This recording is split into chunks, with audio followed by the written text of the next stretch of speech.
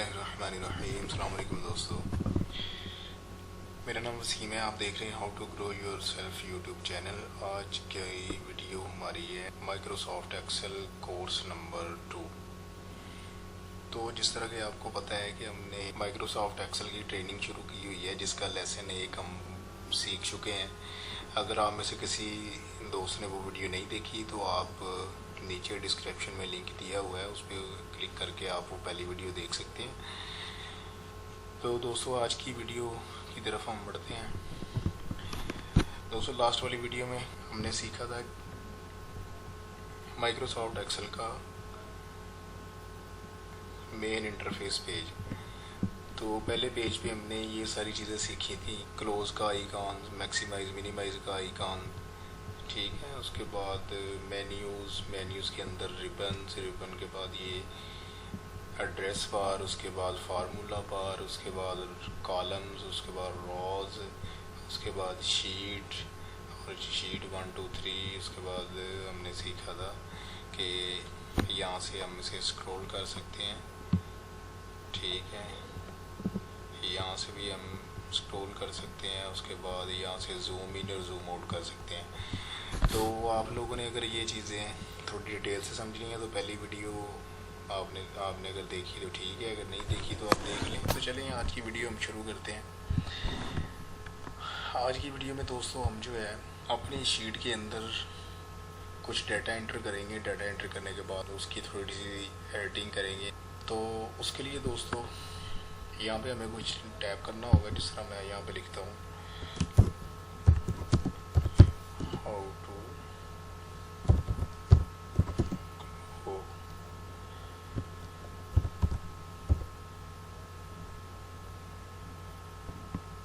जी, तो देखें अभी जैसा कि हमने टेक्स्ट यहाँ पे लिखा है, आपको मैं थोड़ा सा जूम करके दिखा देता हूँ।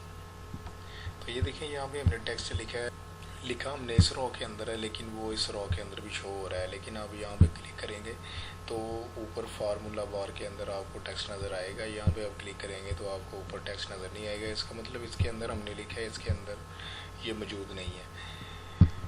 इसकी रीज़न ये है कि जितना हमने टेक्स्ट लिखा है वो इसकी विड्थ से ज़्यादा है। इस वजह से जितनी सेल की विड्थ है उसके अंदर उतना पूरा आ गया, बाकी जो इजाफी था वो अगले सेल में चला गया। लेकिन अगर हम इसके अंदर कोई चीज़ लिखते हैं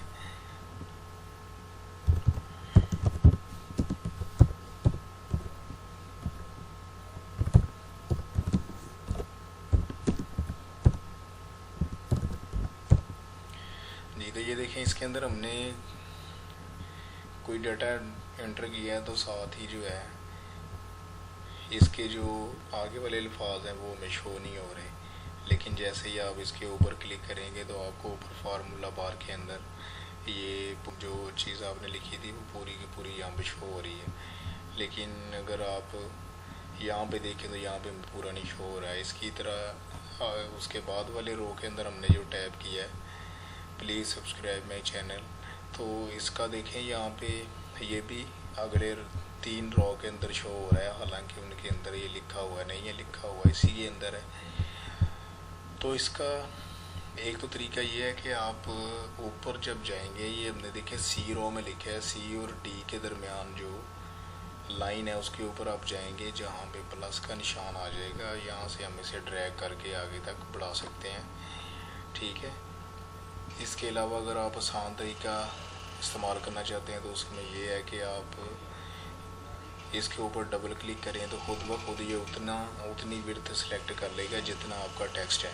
तो जी देखें, जिस तरह हमने ऊपर डबल क्लिक किया तो साथ ही इसने उतनी विड्थ सेलेक्ट कर ली जितना इसका टेक्स्ट है। उसी तरह इसके ऊपर भी डबल क्लिक करेंगे तो इसने भी उतनी विड्थ सेलेक्ट कर ली जितना इसका टेक्स्ट है। तो जी देखें, यहाँ पे अब हम बात करेंगे कि ये ऊपर जो मेन्यू है इसको हमने किस तरह से इस्तेमाल करना है। तो जी देखिए, यहाँ पे पहले नंबर पे आप देखिए होम का मेन्यू। होम के मेन्यू के अंदर ये जो रिबन है, रिबन के अंदर पहले नंबर पे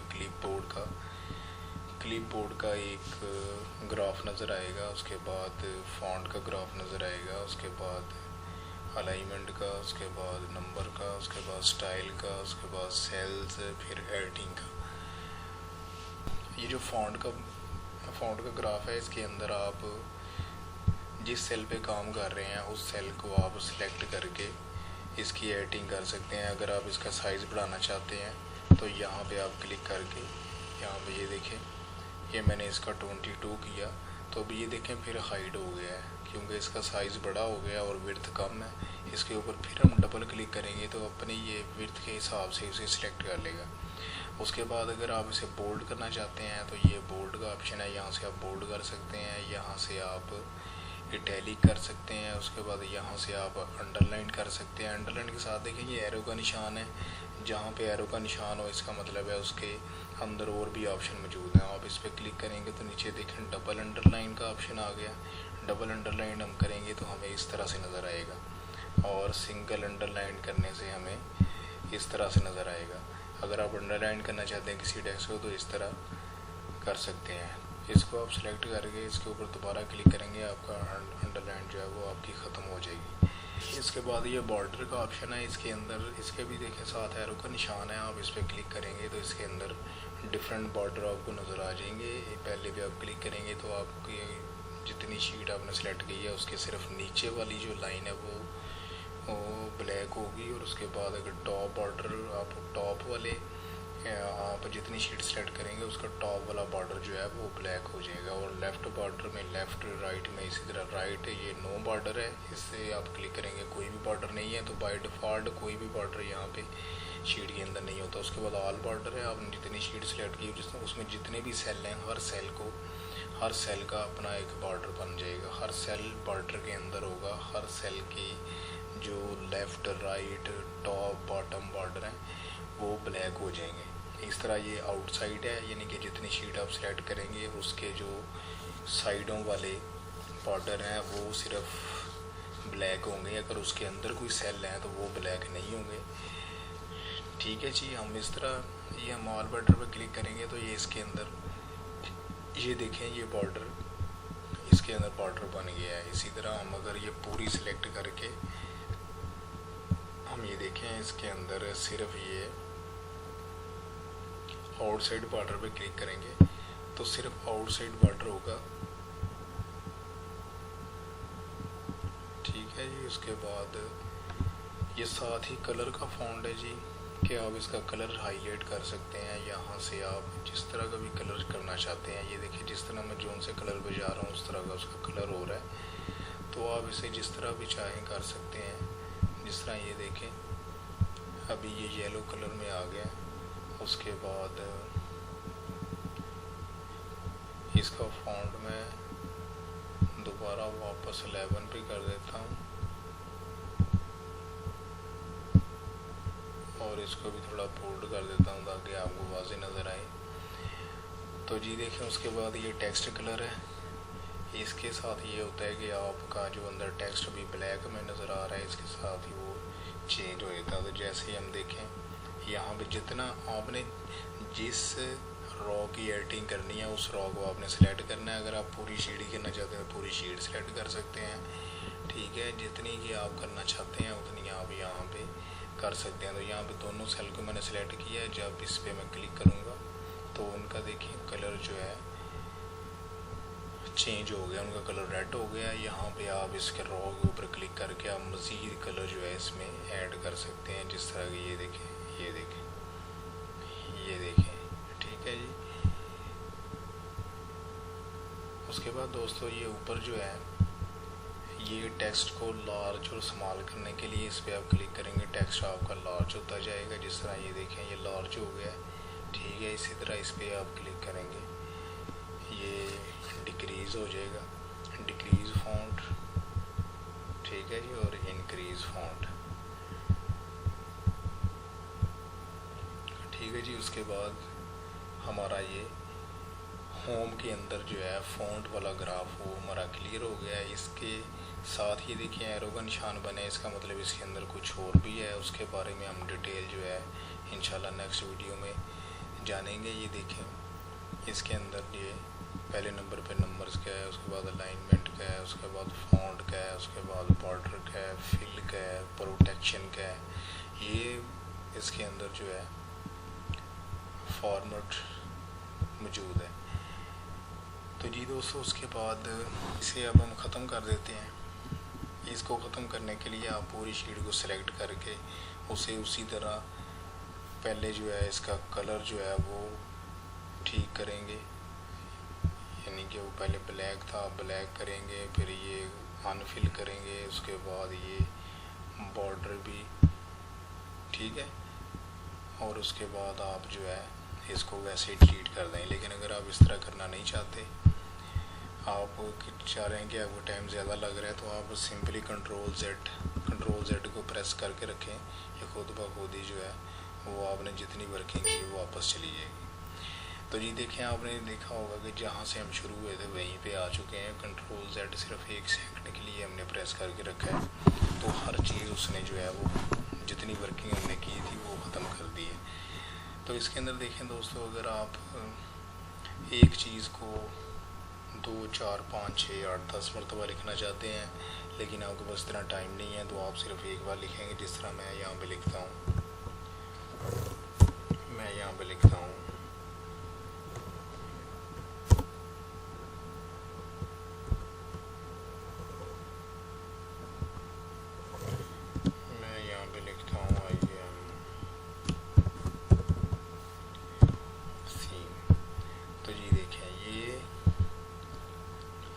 यह मैंने लिखा है, थोड़ा मैं जूम इन कर लेता हूँ। तो जी देखें, यहाँ पे देखें मैंने नाम अपना लिखा हुआ है, लेकिन अगर आप चाहते हैं कि नाम आपके 3, 4 और आप इसकी कॉपियाँ चाहते हैं, अगर आप नीचे की तरफ चाहते हैं कि जी इन रो के अंदर आपका ये नाम कॉपी हो जाए, तो आपने सिंपली यहाँ पे ये देखें, उस पूरे बॉर्डर के ऊपर जो है वो सिंपली सीधी लाइन है, लेकिन इस कॉर्नर पे आप देखें एक निशान बना हुआ है, जिसका कोई मतलब ये है कि आप इसके ऊपर कर्सर लेके जाएंगे तो आपका प्लस जो निशान है वो उसका साइज़ और उसकी लुक जो है वो चेंज हो जाएगी। आप इस पे सिंपली जो है क्लिक करके नीचे की तरफ ड्रैग करेंगे, तो आपके ये जितने आप चाहते हैं उतने नेम नीचे की तरफ कॉपी हो जाएंगे। इसी तरह अगर आप राइट की तरफ चाहते हैं, तो ये देखें, इसी तरह आप राइट की तरफ भी उसी तरह कॉपी कर सकते हैं। ठीक है जी। इसी तरह अगर आप ये और चाहते हैं तो और भी कॉपियाँ इसकी इस तरह से कर सकते हैं। तो ये हमारा हो गया। उसके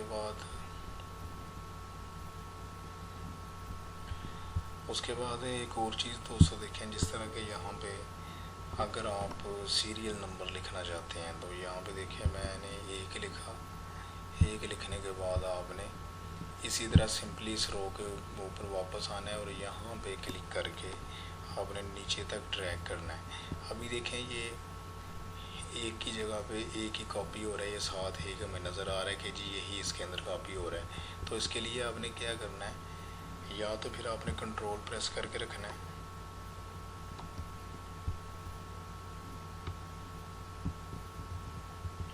अगर आप कंट्रोल साथ प्रेस करके रखेंगे और क्लिक करके नीचे तरफ ड्रैग करेंगे, तो ये देखें जिस तरह हम अगले रो में आ रहे हैं, ये उस तरह सीरियल नंबर भी जो है चेंज हो रहा था। लेकिन अगर इस तरह से ना हो, तो आपने ये देखें, जैसे ही हमने नीचे की तरफ ड्रैग किया तो साथ एक ऑप्शन का बटन नज़र आ रहा है, तो आप इस पर क्लिक करेंगे तो साथ ये देखें पहले नंबर पे कॉपी सेल सेलेक्ट था, यानी कि जो सेल था वही नीचे की तरफ कॉपी हुआ है। लेकिन अगर आप फिल सीरीज़ पे क्लिक करेंगे तो इस पर क्लिक करने से वो सीरियल नंबर ऑटोमेटिक जो है 1, 2, 3, 4, 5 इस तरह आ जाएगा। ठीक है जी। उसी तरह आप यहाँ पे देखें, अगर आप पूरे हफ्ते के दिन जो है वो लिखना चाहते हैं, कि यहाँ पे मैं सिर्फ 1 दिन में टैप करता हूँ। उसके बाद देखें आपको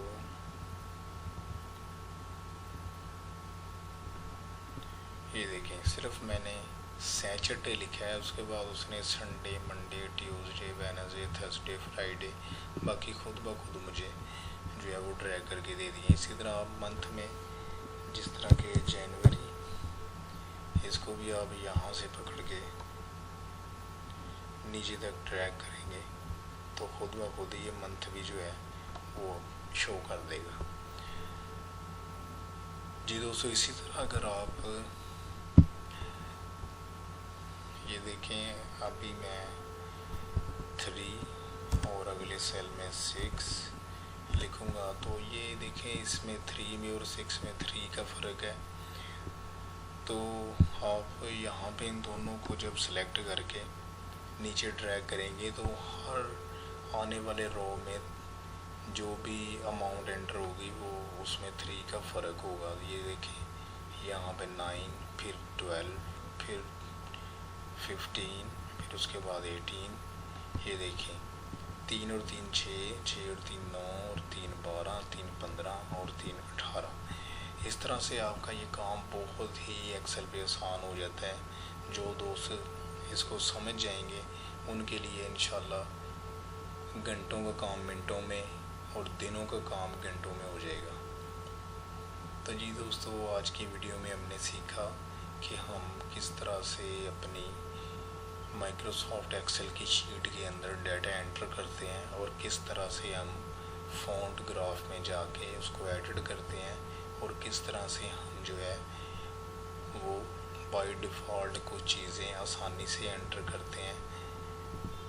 जिस तरह हमने सीरियल नंबर 1 एंटर किया, बाकी खुद ब खुद 1 2 3 4 5 स्टेप वाइज हो गए, और डे हमने सिर्फ सैटरडे एंटर किया और बाकी स्टेप वाइज हो गए।